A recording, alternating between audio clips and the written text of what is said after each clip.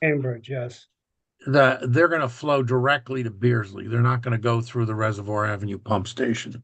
So, and that most of that section of town, the emphasis of why I asked is Seward. So there wouldn't be any concern about using up potential capacity. So anyway, that's the change. And I just need a motion to accept and a second so we can vote on that change if everyone agrees. Yeah, no problem. I'll move to change the reference to say that this project does flow to Beardsley. Thank you. Can I have a second, please? Second. Okay. Can I have a show of hands for a vote? Okay. With that approved, I would ask for a motion to approve the meeting meeting minutes of February 26, 2025. So moved. I have a second, please. Second. Show of hands for a vote. The vote, it passed unanimously. So we're now going to go on to new business, and Bill will take over and discuss the structural conditions at the Beardsley pump station. As you might have seen on the pump station walkthrough, there was some concrete debris on the bottom of the pump station in the dry pit. And that prompted us to call in a structural engineer to evaluate why the spalling of the concrete was spalling. And we called in Kevin Chamberlain from DeStefano Chamberlain, and they did some borings and took some samples and did some testing. And I will leave it to Kevin to go through the technical stuff. Thank you, Bill. Yeah, it's Kevin Chamberlain. I'm a principal with DeStefano and Chamberlain. We're a structural engineering firm in Fairfield. We're the town's on-call consultant. Bill had asked us to look at the pump station because of a concern about debris on the floor. If I can share my screen, I just have a few photos. I will not belabor this, but I thought it might be helpful. You should be able to share your screen. Okay. So you're all familiar with the Beardsley pumping station. The primary area of concern is the two garage bays that you drive up to on the front of the building.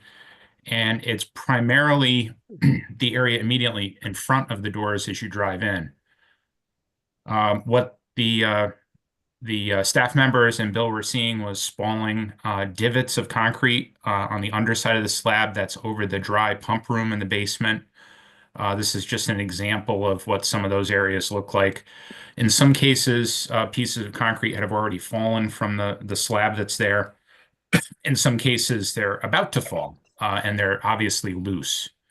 And these are some more photos. What we found is that the reason for the spalling is that the reinforcing steel that's in the concrete, it's a cast-in-place concrete beam and slab system that's original to the building. The building's about 50 years old. The reinforcing steel is in some areas very badly corroded. And the reason why the reinforcing steel is corroded is the exposure of the garage floor to salts over its lifetime, both from salts probably dripping off vehicles as they would come in, and possibly to chemicals that were used in the building as part of the process of treating the sewage as it would come in historically. What we did was we did some cores. We actually hired a testing laboratory to come out because we wanted to make sure that we didn't hurt anybody with cores falling through the slab 20 feet to the basement floor. So they were able to do it in a safe manner. We took 2 core samples. We sent them to a testing laboratory to test for chloride ions. So in other words, an indication of the amount of salt that's laden in the concrete that's in there that cannot be gotten out again. One of the things we found with the cores is that there are horizontal seams or cracks in the slab associated with the rusted rebar. So some of the cores were actually not one piece. They came out in 2 pieces. What we found is that, as suspected, the chloride ions in the concrete are pretty high. The American Concrete Institute suggests a limit of 0.08% based on the amount of cement. Concrete is a mixture of cement, sand, stone, water, and sometimes some other admixtures. When they tested this, they take the core, they crush it, they throw away all the pieces of rock, and they're just looking at the sand and cement. So the report we got has the percentages of chloride ions as a basis of sand and cement. So when you isolate that just to the cement, you get the percentages indicated here. So the limit recommended by the Concrete Institute is 0.08%. We're way above that consistently with both cores that we took.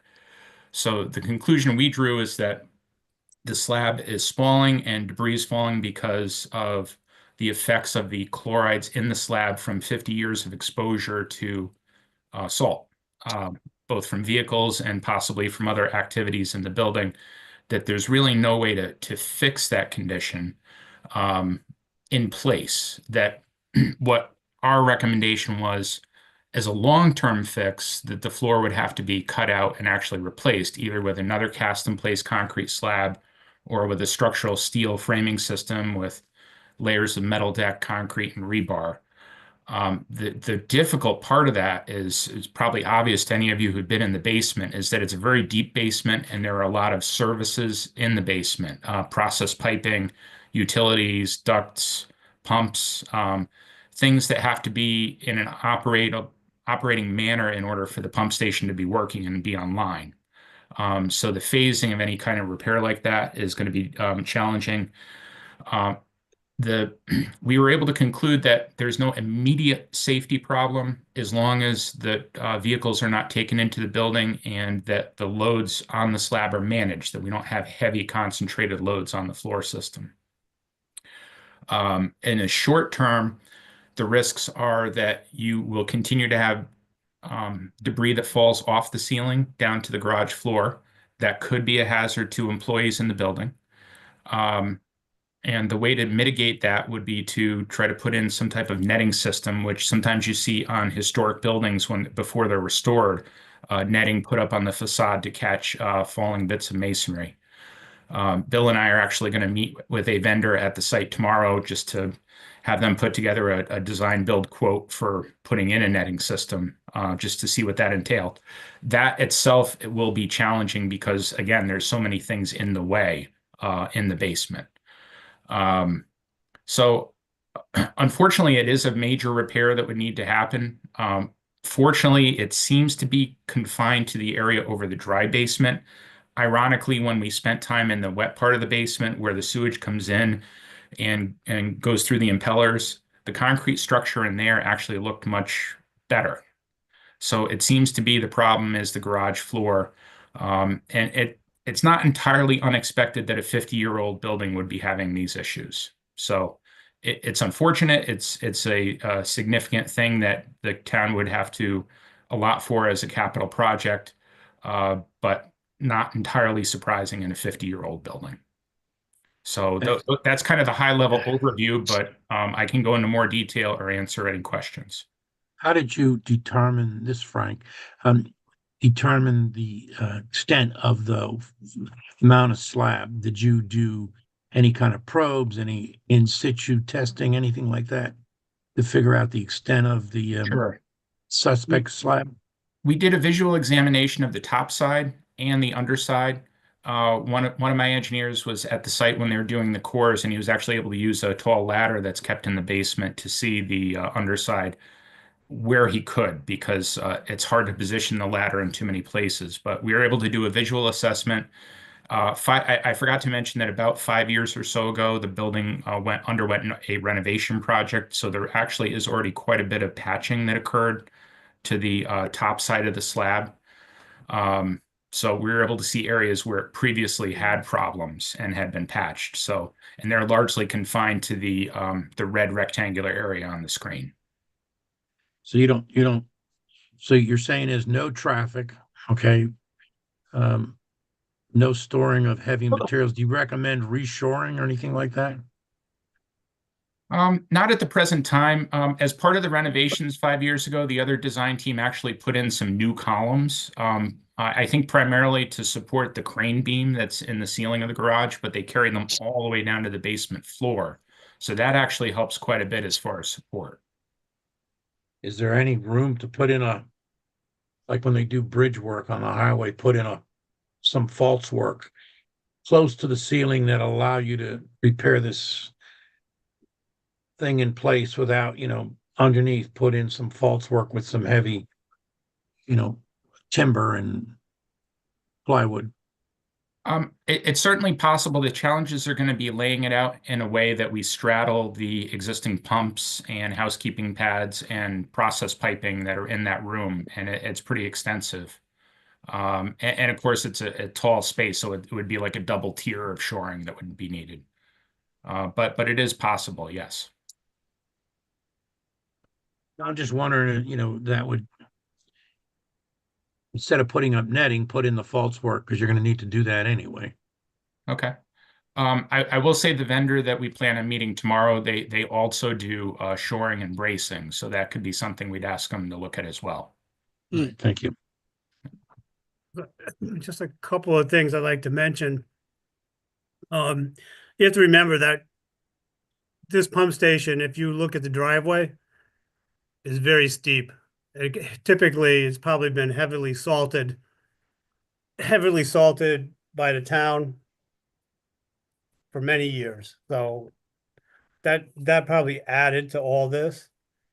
I did ask Kevin to extend the testing to the other side just to make sure that that whole bay garage is good before we go through bypassing or whatever we have to do so that we can be assured that the backside of this is okay too. What do you mean by the backside, Bill? What So part are if you you referring go, to? Kevin, could you go back to the area? Because this is behind when we went down the stairs to the wet well. This is So- basically behind the stairs. The stairs are behind it, I guess. Well, if you look at the picture, he tested in this red area. Yes. I want him to go back closer to the doorway to make sure that the rest of the slab is in good shape so that we're not doing this year and then having to do it again in 5 more years. You know what I mean? Yeah, I'm just concerned. We have staff that's in there regularly, right? So Yep. That's why we're looking at the safety netting. we're Whatever. underneath this. What as soon as possible. what have you done to prevent somebody from driving in there? Have you We have- disabled? We will probably disable the garage doors so that they can't open them up. But both of the guys all know that they can't put anything in there. We've taken out some of the heavier equipment, the cross country machine that was in there. They used to park a truck in there. We're not parking anything in there. Pretty bad. So- Originally, the generator, if you see in that picture there, the original generator was in that back corner. Well, that's not there anymore. That's not there anymore. It's outside. Kevin, how soon do you think this should be attacked? I think whatever needs to be done underneath on a temporary basis should happen pretty quickly, whether it's netting or, as you suggested, cribbing and shoring up to the underside of the slab. The long-term fix of chopping out the concrete, I think that should be something that goes into the capital plan and is implemented as soon as funding becomes available. I mean, it doesn't have to be today or tomorrow, but it is something that will need to happen soon. And what's the scale of what we're looking at in terms of cost? I mean, I know that you haven't done a full analysis of this yet, but what types of numbers are we talking about here? Bill and I were kicking a few figures around today. I don't know, Bill, do you feel comfortable with throwing something out at this point? Yeah, we're not going to hold anybody to it. We just want some sense of order of magnitude. We're upward of probably 250,000. Yeah. Wow. So we have money in the budget for unexpected. Yeah, we got expenditure. 50,000 that we usually carry. 50,000. And we've been having unexpected events to the point where we can expect them. Right. Yeah, I'm just not comfortable waiting, that's all. Well, But- I think the first step is to do the get either a mesh, safety mesh, or another platform or something in there to make it safe, so that we're not taking people out or taking out a pump because a piece of concrete fell and broke a check valve. Yeah, absolutely, and that should be done within the next week or two. I'm just thinking about some kind of permanent false work underneath there that be used during construction as well. It's a challenge down there, though. Yeah. You got Yeah, I pipe don't- all I over don't- the place. I mean, You they don't just, yeah. Okay, go ahead. We had problems trying to find a spot to set up a ladder. Just to give you a sense of how crowded it is. Yeah, it's a pretty busy place down there. We have I'm to go also with- thinking the we have- capital plan was voted on in November, I think, October, November, December, Yeah. somewhere in the fourth quarter. So they're not even going to review this again until the fall. And that's to get on the plan.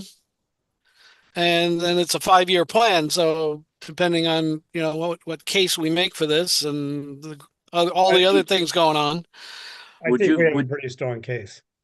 Would you recommend going back with concrete, or would you recommend some kind of traffic rated grading like they use on a bridge deck?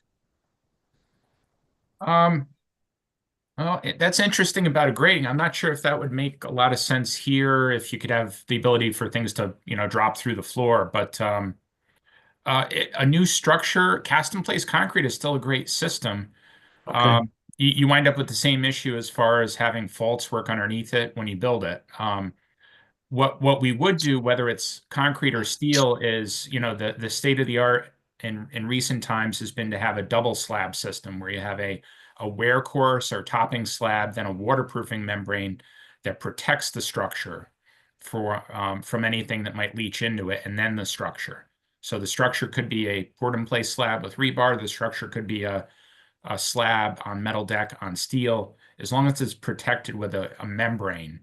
As a retrofit, we can do that if we're able to do the whole area. You can't really do that as a piecemeal because you have to be concerned about the finished floors aligning from space to space. Is there any possibility you can put some kind of an armor coat on the underside? I know that there's a system that was explained to me on a pool where you have some kind of a mesh come on and then they bond it somehow. It's like an armor coat. There are technologies for strengthening concrete, and sometimes they make a lot of sense. There's glass fiber and carbon fiber that often are epoxied to existing concrete structures to strengthen them. The problem is the underlying concrete is still subject to continue to degrade, so that might not be a long-term fix. So I wouldn't hold out a lot of hope for that. I was thinking more short term while this 2 or 3 or 5 year fix is enacted rather than this mesh or whatever other system you come up with.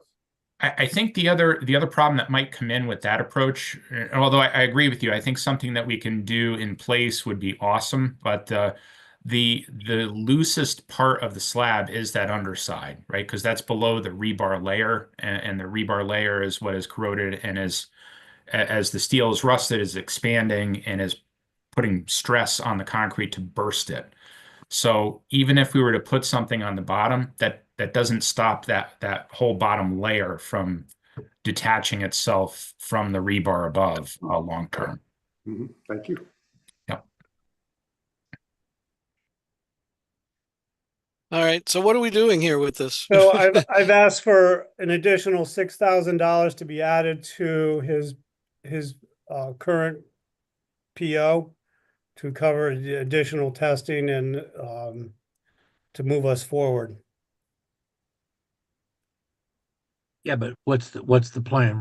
You're gonna meet with a vendor for netting, so you'll come back and I suppose ask for funding for that, or And then we'll have to then undergo a design phase, right? That's correct. So that'll be more money.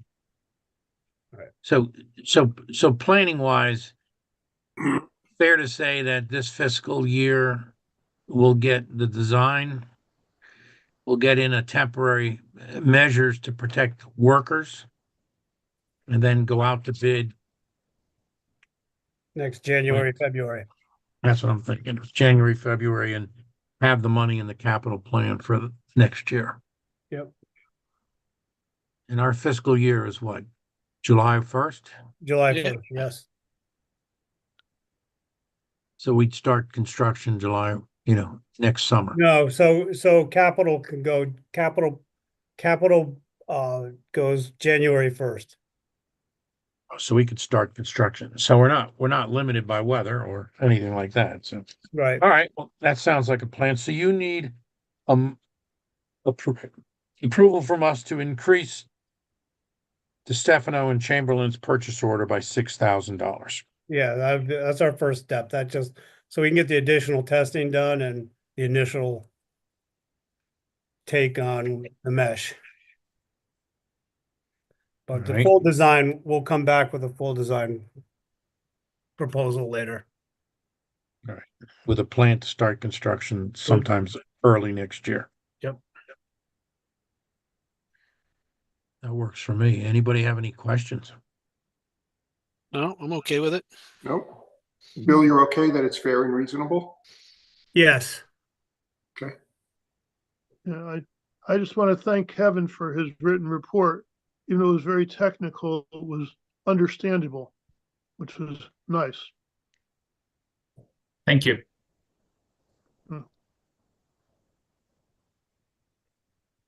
So, I guess we can go back to full screen, and you could stop sharing. Okay, thank you. Okay. So, can I have a motion to approve an increase to the Stefano and Chamberlain's purchase order by $6,000? So moved. Can I have a second? Second, Can I have a vote?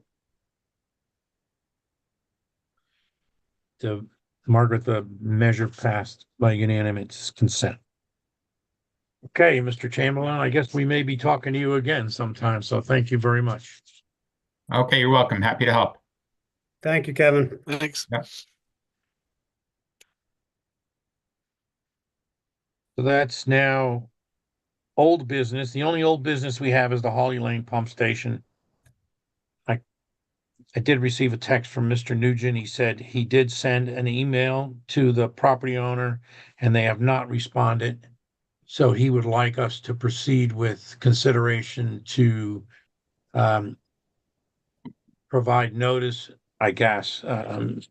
Billy said you might know the procedure, but provide notice to the property owner of 100% assessment to fix this pump station.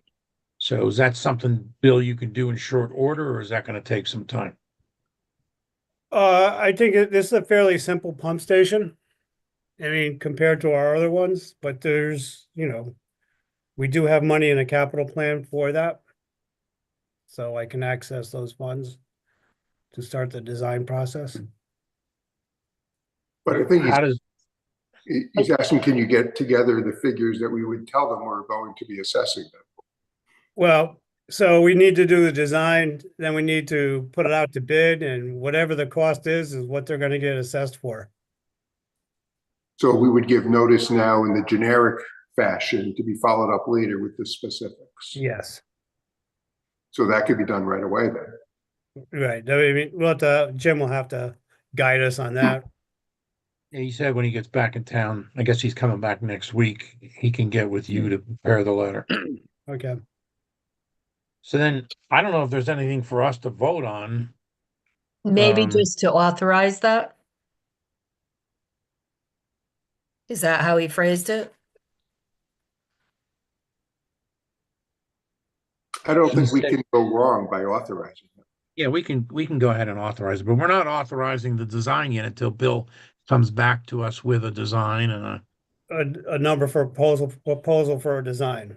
Right. I wouldn't do you have to go out to bid? It seems like a pretty small project. We have the on-call vendors that we could tap into. Okay, so by next month, hopefully you'll have a proposal for us to vote on. That's correct. All right, well then it's probably a very good idea, Bruce, to just go ahead and authorize Bill to go ahead and put the property owner on notice of 100% assessment to replace, what would you call it, Bill? Rehabilitate? Rehabilitate. I think it should Rebuild. include it in the design too. Yeah, design and rehabilitate. Design and rehabilitate. Thank you. So could we have a motion for that, please? So moved. I have a second. Second, We have a vote, please. Margaret, the motion passed with unanimous consent. I don't think we have any other business unless someone has any questions or something they'd like to discuss to get on the next meeting or anything like that. I'm good. There being no further business to discuss, I'll call for a motion to adjourn in a second as well. so moved. Second, please. I'll second. Vote. All right, gentlemen. Thank you. Have a good night. I was Thank willing you. to stay here all night, John. I was not going to second that vote. I was wondering, Yeah, can't have more fun than this. Have a good night, guys.